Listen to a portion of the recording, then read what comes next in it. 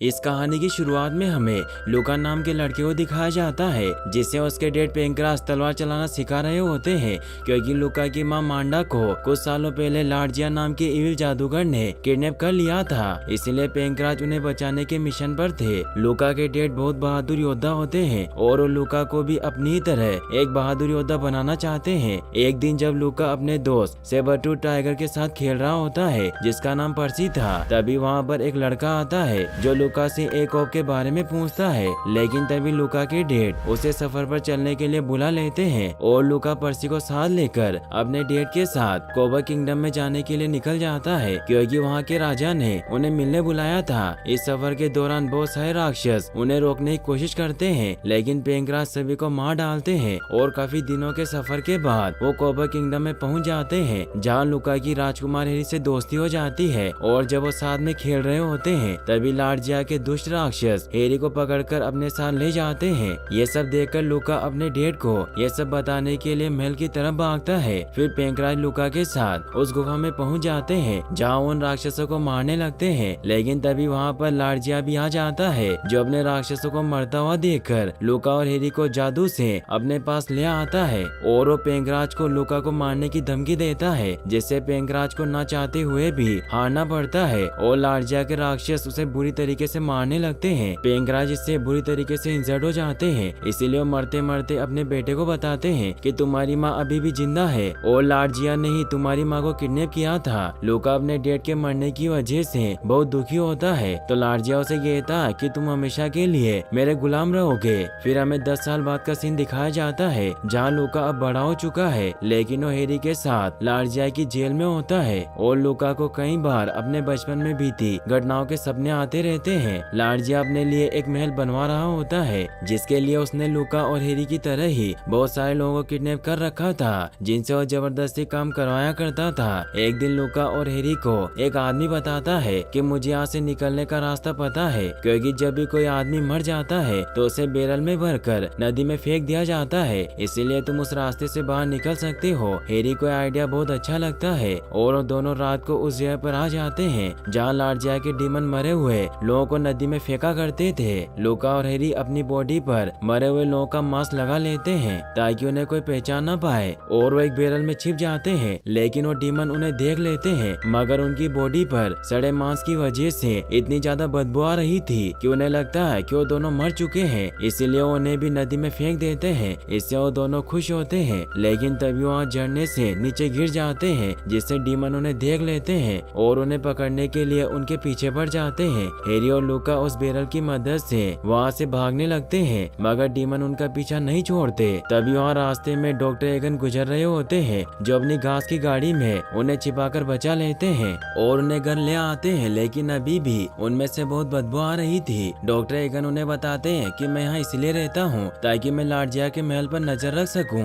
क्योंकि लार्जिया नर्क का दरवाजा खोलकर अपने गुरु निम्जो को वापस लाना चाहता है। तो लूका उनसे पूछता है कि ऐसा क्यों कर रहा है, तो एगन उसे बताते हैं कि निम्जो इस पूरी दुनिया को बुराई में बदलने की ताकत रखता है और सालों पहले बहुत सारे जेनेथियन वासियों ने उसे भगाने के लिए जाने गंवाई थी, इसीलिए मैं उस जेनेथियन योद्धा की तलाश कर रहा हूँ जो लार्जिया को मारकर नर्क के दरवाजे को हमेशा के लिए बंद कर देगा, क्योंकि एक भविष्यवाणी के मुताबिक एक जेनेथियन योद्धा ही लार्जिया को मारेगा। अगले दिन एगन उन दोनों को सभी से छिपाकर आइलैंड से बाहर निकलवा देते हैं। लूका हेरी के साथ उसके किंगडम कोबग लौटता है, लेकिन वो अंदर जाने से मना कर देता है और वो हेरी को बताता है कि मेरे पिता ने अपने आखिरी समय में मुझे मेरी माँ के बारे में बताया था, इसीलिए मुझे उन्हें बचाने जाना है। तो हेरी लूका से अलविदा लेता है और उसे कहता है कि तुम्हारे डैड ने मेरी जान बचाने के लिए अपनी जान गंवा दी, इसलिए अगर तुम्हें किसी भी चीज की जरूरत हो तो मुझे जरूर बताना, मैं तुम्हारी पूरी मदद करूंगा। फिर लूका वापस अपनी पुरानी झोपड़ी की तरफ बढ़ने लग जाता है ताकि वहाँ से उसे कुछ पता चल सके। लूका जब अपने घर पहुँचता है तो वहाँ गलती से उससे उसके डैड का सीक्रेट रूम खुल जाता है, जहाँ उसके डैड के बहुत सारे रिसर्च का सामान पड़ा होता था। इन्हीं सामानों में से लूका को अपने डैड की एक डायरी मिलती है, जिसे जब वो पढ़ता है तो उसे पता चलता है कि उसकी माँ भी एक जेनेथियन योद्धा थी, इसीलिए लार्जिया उसे पकड़कर अपने साथ ले गया, क्योंकि नर्क के द्वार को खोलने के लिए जेनेथियन मंत्र की आवश्यकता है और वो मंत्र सिर्फ मांडा ही जानती थी, इसीलिए मांडा ने खुद को एक शील्ड में बंद कर लिया ताकि लार्जिया उसे मंत्र न जान सके,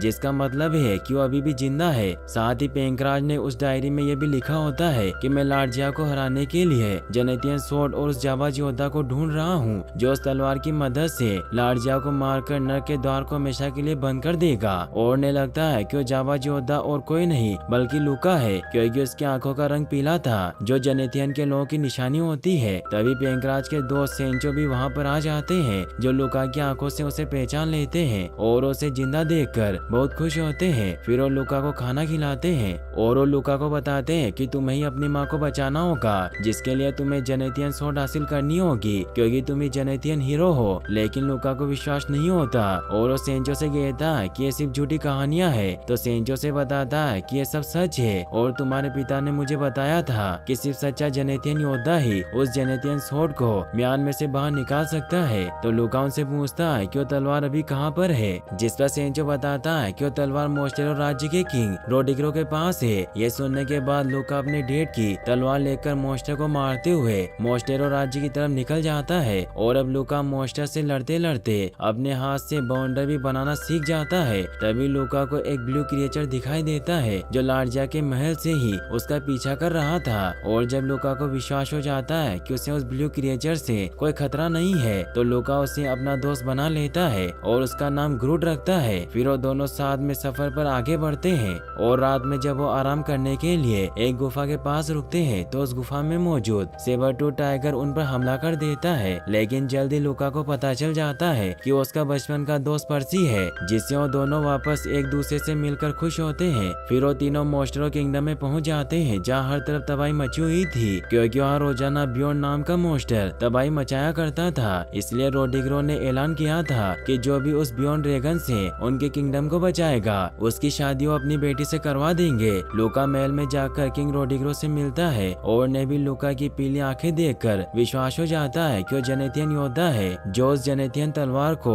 म्यान से बाहर निकाल सकते हैं। और उसे उस रूम में लेकर जाते हैं जहाँ तलवार रखी हुई थी, लेकिन वो देखते हैं कि वो पूरी जगह टूटी हुई है, जिससे वो समझ जाते हैं कि बियॉन्ड मोस्टर उस तलवार को चुरा कर अपने साथ ले गया है। इससे किंग बहुत दुखी होते हैं। लूका को भी कुछ समझ नहीं आता क्योंकि उसे लगता था कि वो बियॉन्ड को नहीं हरा पाएगा। लेकिन जब राजकुमारी नेरा उसके पास आती है और उसे बताती है कि उसे शादी के लिए तैयार है तो लूका इससे बहुत खुश होता है क्योंकि उसे पसंद करता था। इसीलिए अपने दोस्तों के साथ बियॉन्ड को मारने के लिए निकल जाता है, लेकिन बियॉन्ड उस पर हमला कर देता है जिससे वो बहुत बुरी हालत में वापस लौटता है। जहाँ बार में आकर लोगों से खुद को ठीक करने के लिए दवाई मांगने लगता है। तभी एक यंग लेडी अपने मैजिकल सीरम की मदद से उसे फिर से नॉर्मल कर देती है। और जब लूका उस लेडी को देखता है तो उसे पता चलता है कि वो लेडी उसकी बचपन की दोस्त बियंका है, जिससे वो बहुत खुश होता है। फिर बियंका भी बियॉन्ड को मारने के लिए लूका के साथ जाने लगती है। लूका उसे अपने साथ चलने से मना करता है क्योंकि अकेला ही उसे हराना चाहता था, लेकिन बियंका उसकी बात नहीं सुनती और वो सब उस जगह पर आ जाते हैं जहाँ बियॉन्ड रहा करता था। उन्हें वहाँ जेनेथियन स्वॉर्ड नजर आ जाती है और उस स्वॉर्ड को हासिल करने लगते हैं। लेकिन तभी बियॉन्ड जाग जाता है और उन सभी पर हमला करने लगता है। ये देखकर लूका बियॉन्ड का ध्यान भटकाने लगता है और बियंका मौका पाकर वो तलवार हासिल कर लेती है और वो तलवार लूका को दे देते हैं। लेकिन लूका उस तलवार को म्यान से नहीं निकाल पाता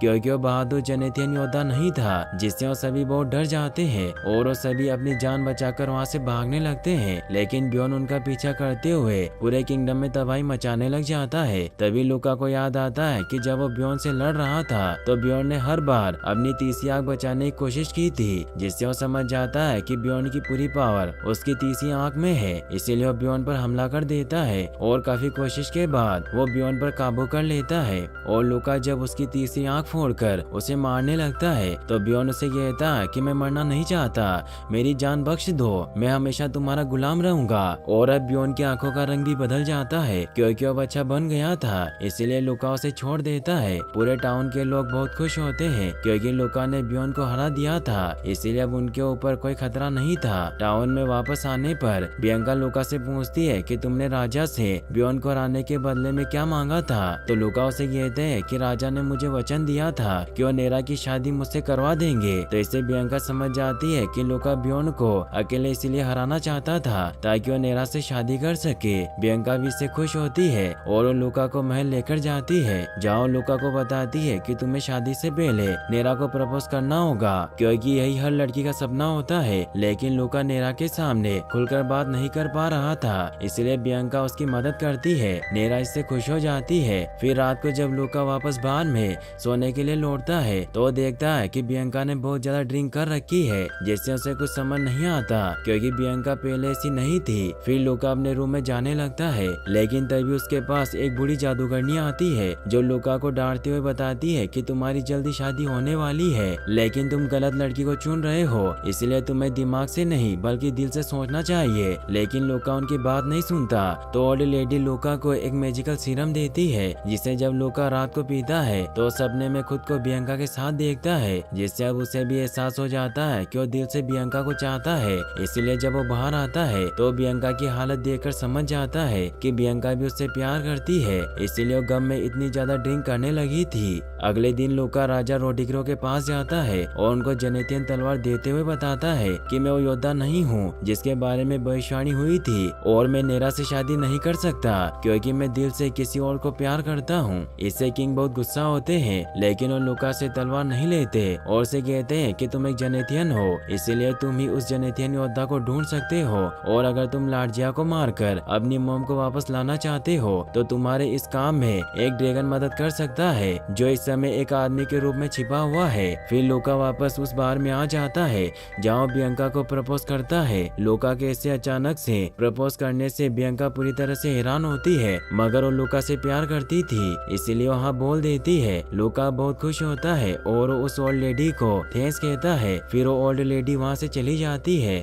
और हमें पता चलता है कि ओल्ड लेडी और कोई नहीं बल्कि नेरा होती है, जो बियांका और लूका की दोस्ती देखकर समझ गई थी कि वो दोनों एक दूसरे से प्यार करते हैं, इसीलिए उसने लूका को इस बात का एहसास करवाया था। फिर दिखाया जाता है कि लूका और बियांका शादी कर लेते हैं और बहुत ही जल्द उनका एक बेटा पैदा होता है जिसका नाम वो एलुस रखते हैं। एलुस भी एक जेनेथियन होता है क्योंकि उसकी आंखें बिल्कुल लूका की तरह पीली थी। लूका बियांका से कहता है कि तलवार लगातार हिल रही है, इसीलिए अब मुझे जेनेथियन योद्धा को ढूंढने के लिए निकलना होगा क्योंकि मुझे बहुत दिन हो चुके हैं। लेकिन तभी लार्जिया के डीमन उन पर हमला कर देते हैं, जिससे वो सभी गुप्त रास्ते से वहाँ से भागने लगते हैं, लेकिन लार्जिया के सैनिक उन्हें देख लेते हैं इसीलिए उन पर हमला करने लगते हैं। लूका उन डीमन से फाइट करने लगता है। ये देखकर बियांका अपने बेटे एलुस को सेंचो को देखकर लूका की मदद के लिए उन डीमन से लड़ने लग जाते हैं, लेकिन वो डीमन बहुत ज्यादा होते हैं इसीलिए वो बियांका पर हमला करके उसे दूर गिरा देते हैं। तभी एक डीमन लूका पर हमला करके उसे धरती की गहराइयों में फेंक देता है, जिससे उन्हें लगता है कि वो मर गया है, लेकिन वो पत्थर को पकड़कर बच गया था। लार्जिया भी वहाँ पर आ जाता है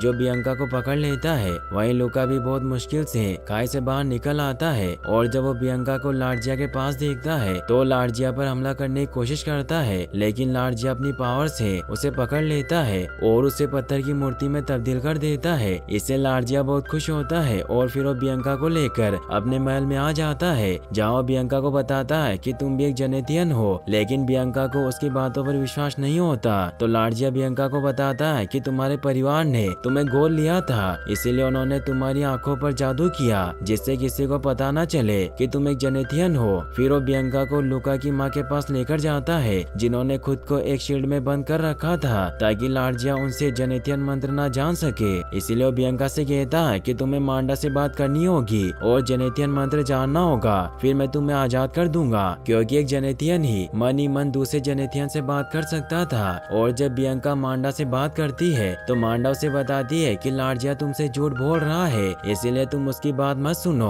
तो बियांका भी उनकी बात समझ जाती है और वो लार्जिया के ऊपर हमला करने लगती है, जिस बात पर गुस्सा होकर लार्जिया बियांका को भी लूका की तरह पत्थर की मूर्ति बना देता है। अब समय बीता जाता है और देखते ही देखते 8 साल बीत जाते हैं। वहीं हमें लूका के बेटे एलुस को दिखाया जाता है जो बड़ा हो चुका है और वो सेंचो के साथ मिलकर किसी तरह बहुत मुश्किल से मॉन्स्टर को हराते हुए एक मैजिकल छड़ी को हासिल कर लेता है, जिसकी मदद से वो अपने डेड लूका को एक बार फिर से नॉर्मल कर देता है। लेकिन जब लूका एलुस को देखता है तो एलुस को पहचान नहीं पाता, लेकिन जब एलुस लूका को बताता है कि उसका बेटा है तो लूका बहुत खुश होता है क्योंकि उसने पूरे 8 साल के बाद अपने बेटे को देखा होता है। तभी वहाँ पर कुछ मॉन्स्टर आ जाते हैं जो उनके ऊपर हमला कर देते हैं, लेकिन एलुस उन्हें बड़ी आसानी से मार देता है क्योंकि वो बहुत अच्छा वॉरियर बन चुका था। इससे लूका बहुत हैरान होता है। तब यहाँ बहुत बड़े बड़े मॉन्स्टर आ जाते हैं जो एलुस पर हमला करके उसकी तलवार दूर गिरा देते हैं। यह देखकर लूका अपने बेटे को जेनेथियन तलवार देता है और एलुस उस तलवार को बड़ी आसानी से उसकी म्याद से निकाल देते हैं, क्योंकि एलुस ही वो बहादुर योद्धा होता है जो उस तलवार को चला सकता था। उस तलवार की पावर इतनी ज्यादा होती है कि वो एक ही वार में 2 मॉन्स्टर को मार देती है। इससे डरकर बाकी के मॉन्स्टर भी वहाँ से भाग जाते हैं। इससे लूका बहुत खुश होता है। फिर वो बियंका और लूका की माँ को बचाने के लिए लार्जिया के किले की तरफ बढ़ने लगते हैं, लेकिन वो देखते हैं कि वहाँ राक्षसों की संख्या काफी ज्यादा होती है और उन्हें किले पर पहुँचने में उस ड्रैगन की मदद चाहिए थी जो इंसानी रूप में लोगों के बीच छिपा हुआ था। इसीलिए वो सभी डॉक्टर एगन के पास पहुँच जाते हैं, जहाँ उन्हें पता चलता है कि जिस ड्रैगन की तलाश में वो एगन के पास आए हैं वो ड्रैगन कोई और नहीं बल्कि खुद एगन है। लेकिन एगन उन्हें बताते हैं कि मेरा मैजिकल ऑफ कहीं खो गया था, इसीलिए मैं ड्रैगन में ट्रांसफॉर्म नहीं हो सकता। तो लूका अपने पास रखा हुआ ऑर्ब का एक टुकड़ा उन्हें दिखाता है जो उसे बचपन में मिला था। तो एगन उसे बताते हैं कि नकली है, लेकिन यहाँ से बहुत दूर एक आइलैंड में एक परी रहती है जो तुम्हारी उस ऑर्ब को ढूंढने में मदद कर सकती है, लेकिन वहाँ तुम्हें अकेले ही जाना होगा, क्योंकि सच्चा वॉरियर ही उसके महल में पहुँच सकता है और उसकी एक विश पूरी करती है। तो लूका अकेले ही उस परी की तरफ निकल पड़ता है। रास्ते में लूका को ब्लू क्रिएचर मिलता है जो लूका के साथ जाना चाहता है, इसीलिए लूका उस ब्लू मॉन्स्टर के साथ परी की तरफ निकल पड़ता है। रास्ते में इन्हें कुछ रोबोट्स मिलते हैं जो इनके ऊपर हमला कर देते हैं, लेकिन लूका ब्लू क्रिएचर के साथ किसी तरह वहाँ से निकल जाता है और अब ये लोग परी के पास पहुँच जाते हैं। परी लूका की मदद करने के लिए राजी हो जाती है और वो लूका को एक नकली मैजिकल ऑफ देकर उसे उसके बचपन में भेज देती है। इसके बाद हम उसी सीन को देखते हैं जिससे हमने मूवी के स्टार्टिंग में देखा था, यानी कि जो लड़का लूका से मैजिकल ऑफ के बारे में पूछ रहा था वो लड़का और कोई नहीं बल्कि फ्यूचर से आया लूका ही था, क्योंकि बचपन में लूका को वो और एक पहाड़ पर मिला था। इसीलिए लूका बड़ी चालाकी से नकली ऑफ से असली ऑफ को एक्सचेंज कर लेता है और अब लूका असली ऑफ को लेकर वापस आ जाता है। फिर वो सभी एगन जो कि अब ड्रैगन में ट्रांसफॉर्म हो चुके थे उनके ऊपर बैठकर उस किले में आ जाते हैं जहाँ लार्जिया ने बियंका को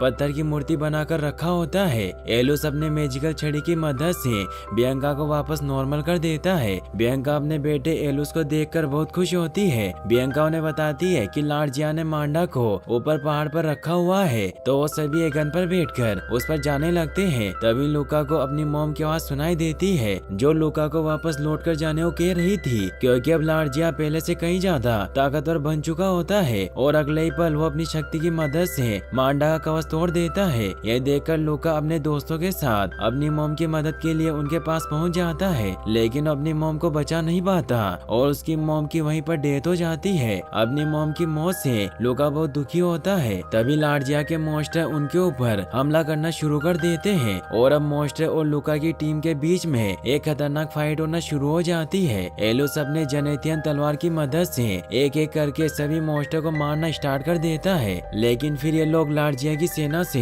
हार रहे होते हैं क्योंकि उनकी संख्या बहुत ज्यादा होती है। लेकिन तभी वहाँ पर बियॉन हैरी की पूरी सेना के साथ लूका की मदद के लिए आ जाता है, क्योंकि हैरी ने वादा किया था कि उनकी मदद करने आएगा। अब इनके और लार्जिया की सेना के बीच में एक खतरनाक फाइट होना शुरू हो जाती है। लूका लार्जिया से फाइट कर रहा होता है और उसे मारने की कोशिश करता है, लेकिन वो ऐसा नहीं कर पा रहा था क्योंकि भविष्यवाणी के अनुसार लार्जिया को एक जेनेथियन योद्धा ही मार सकता है। अब एलुस भी लूका के साथ मिलकर लार्जिया से लड़ने लगता है, क्योंकि एलुस एक जेनेथियन योद्धा होता है, इसीलिए वो लूका के साथ मिलकर अपनी जेनेथियन तलवार से उसे मार डालता है। लार्जिया को मारकर ये दोनों बहुत खुश होते हैं, लेकिन लार्जिया अभी भी मरा नहीं होता और वो मांडा की पावर को ऑब्जर्व करके नर के पोर्टल को खोल देता है, लेकिन इस दौरान वो खुद भी मारा जाता है। एलुस पोर्टल को खुलता देख अपनी जेनेथियन तलवार को उस पोर्टल के अंदर फेंक देता है, जिसकी वजह से अब धीरे धीरे पोर्टल बंद होना शुरू हो जाता है। ये देखकर लूका और एलुस को लगता है कि उन्होंने जंग जीत ली है, लेकिन तभी अचानक से लूका को छोड़कर सभी लोग फ्रीज होना शुरू हो जाते हैं और अगले ही पल वहाँ पर निम्जो आ जाता है। निम्जो लूका को समझाता है कि यह वास्तविक दुनिया नहीं है बल्कि एक ग्राफिक्स गेम है, और निम्जो अपनी पावर की मदद से लूका को सब कुछ दिखाता भी है